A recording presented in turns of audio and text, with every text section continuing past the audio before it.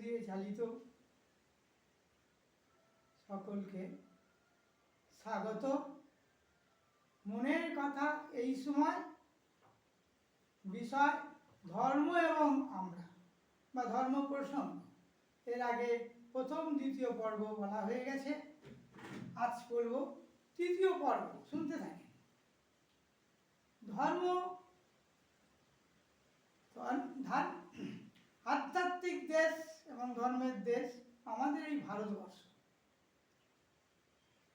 ভারতবর্ষের ধর্ম সম্বন্ধে জানতে গেলে আমাদের বিবেকানন্দ পড়তে হবে, রামকৃষ্ণ পড়তে হবে, মা সারদা দেবী। আমরা অনেকে পড়েছি, শুনেছি, বিভিন্ন অনুষ্ঠানে গেছি।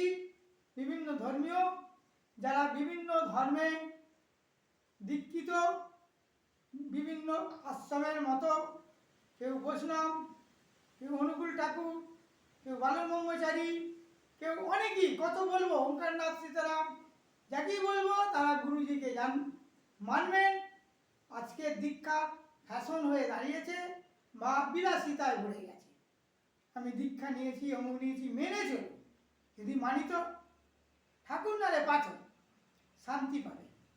আমি রামকৃষ্ণ প্রসঙ্গে আসছি, বিবেকানন্দ, মা সারদা, এর আগে পরপর আলোচনা করব। কিন্তু ধর্ম কি জিনিস আমরা এর আগের পর্বে বলেছি।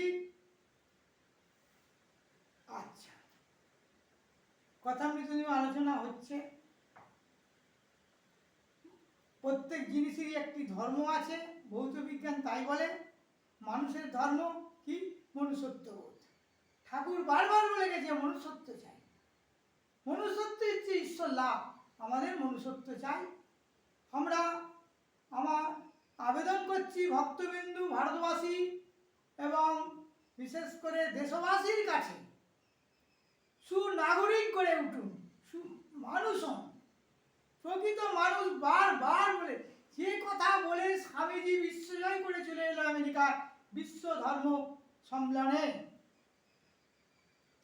আমরা ভাগ্যক্রমে ভারতবর্ষে জন্মেছি, সনাতন হিন্দু ধর্মে জন্মেছি, বড়ই ভাগ্যের কথা।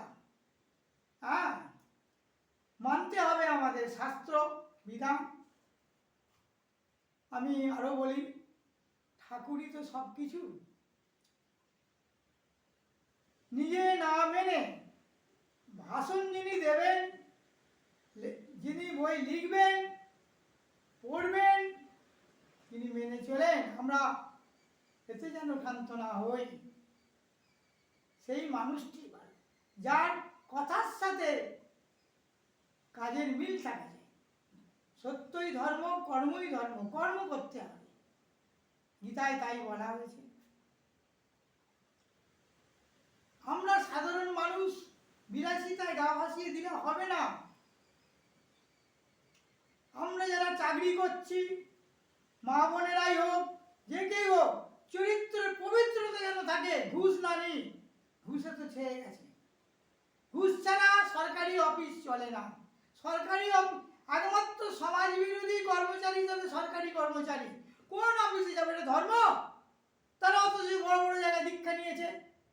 আমার কাছে অনেক পরিচয় আছে, বেলুড় রামকৃষ্ণ মিশন থেকে তার চিঠি আছে, অমুক গুরু দীক্ষিত, অমুকের কাছ থেকে, অমুকের অন্ধের কাছ থেকে দীক্ষা নিয়েছি। আর মেনে চলুন।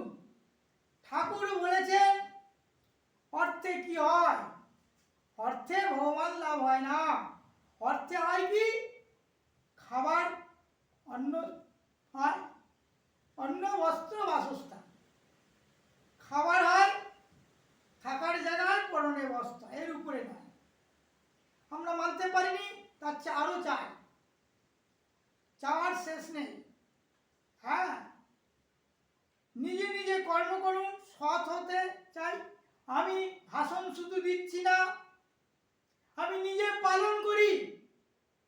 আমার বাল্য জীবন থেকেই, বাল্য ক্লাস যখন প্রথম শ্রেণীতে পড়ি, রামকৃষ্ণ, বিবেকানন্দ, সারদাদেবীর কাছ থেকে পরিচিত। বাল্যকালে আমি বেলুড় মঠ যাই, দক্ষিণেশ্বর যাই। আমার মামার কাছে আমি মানুষ হয়েছি, তিনিও দীক্ষিত, আমিও দীক্ষিত, একই গুরু। আমি 70-71 সালে নিয়েছি, মামা হয়তো 65 সালে নিয়েছে, 1965 সালে। আমি 1962 সাল থেকে 62 সাল থেকে বেলুড় মঠ থেকে যাতায়াত করি, হেঁটে হেঁটে যেতাম। সে আত্মজীবনীতে বলবো, আমি ভীষণ শান্তিতে, ভগবানকে নাম নিন, সৎ পথে থাকুন, চরিত্রের পবিত্রতা রাখুন, যেখানে চাকরি করুন। বহু বিবাহ হচ্ছে, স্বামী ছেড়ে দিচ্ছে, ডিভোর্স হচ্ছে, স্বামী স্ত্রীকে, স্ত্রী স্বামীকে। আমরা এই ভক্ত, নিরামিষ খান, মানুন। আমি নিজে নিরামিষ ভোজি। অনুকূল ঠাকুর বলেছে মাছ মাংস খাস না, আজ পেঁয়াজ রসুন মাদক চাল। আমরা সবই খাচ্ছি দীক্ষা নিয়ে।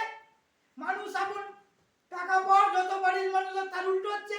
এখন অনুকূল ঠাকুর যারা দীক্ষিত সৎসঙ্গ করেন, তারা এখন টাকা আপন মানুষ পরে যত বাড়ির টাকা দাও। এই কি কথা? হ্যাঁ, আজকে এখনো অনুকূল ঠাকুরের মধ্যে, রামকৃষ্ণের মধ্যে, অন্যান্য মধ্যে আমি কাক্য দেখতে পাচ্ছি না। প্রকৃত ভক্ত ভক্ত হন, সত্যিকার ভক্ত, অহেতুকি ভক্ত। কথামৃত পড়ুন। সমস্ত মানব জাতির জন্য বারবার বলি, খাওয়া পড়ার অভাব হবে না। হ্যাঁ, ঠাকুর তাই। বিবেকানন্দ যখন তার বাবা মারা যায়, পিতা বিশ্বনাথ দত্ত, তিনি খুবই অসুবিধার মধ্যে বিএ পাস করে তার পত্র নিয়ে, প্রশংসা পত্র, মানপত্র নিয়ে কলকাতার অলিতে গলিতে ঘুরেছে, চাকরি পাননি। তার আগে ঠাকুর রামকৃষ্ণের সাথে পরিচয় হয়ে গেছে। ঠাকুর এখানে বিশ্বজয়ী করবে, ধর্মের হবে বলে তিনি চাকরি ব্যবস্থা করেনি। দক্ষিণেশ্বর থেকে কলকাঠি মেরেছে। তখনকার দিনে চাকরি পাওয়া যাবে না আমি বিশ্বাস করি না। হ্যাঁ, আমি তো সরকারি, একদিন কেন্দ্রীয় সরকারি চাকরি ফাঁকি দিই না। কিন্তু কথা হচ্ছে